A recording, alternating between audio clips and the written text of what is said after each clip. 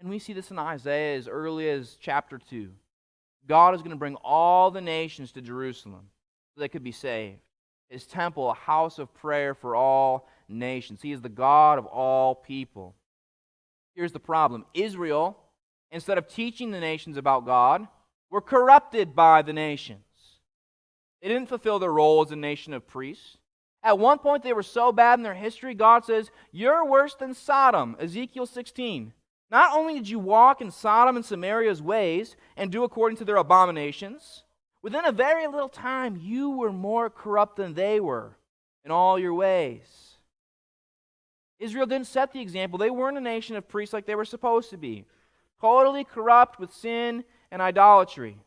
And by the time you get to the New Testament, there's a new kind of corruption. Finally, they said, okay, we don't want to worship idols. We don't want to be caught up in the sins of the nation. But they formed a new type of idolatry. Had a lot of pride about who they were. They were God's chosen people. They were God's elect.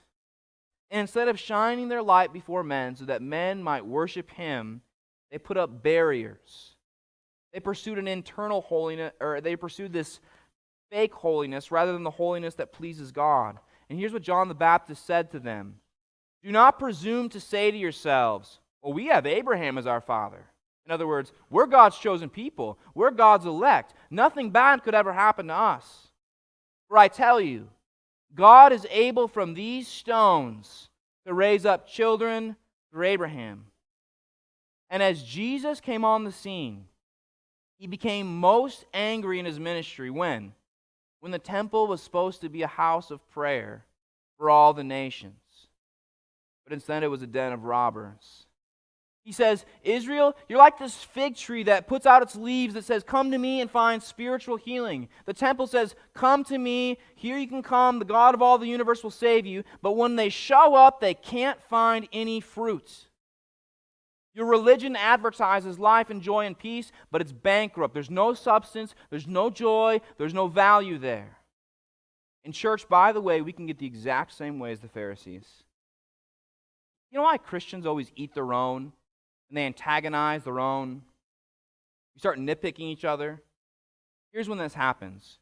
When we get our eyes off the mission, off the main thing. When Christians get inwardly focused, we stop evangelizing. We stop making disciples. We get more concerned with the color of the carpet in our sanctuaries. We start majoring in the minors. We stop loving our neighbor. And just like Jesus was angry with the Jews, He will be angry with us. Don't believe me? Read the book of Revelation. The church of Ephesus, they had right doctrine, they did all the right theology, but they didn't love. They didn't love. This is supposed to be a place that people can find healing and hope of a Savior. But if we make this place one that focuses on small theological disagreements, worship style, forms, what I prefer, what you prefer, rather than on true substance, rather than godliness, rather than evangelism, we've missed it.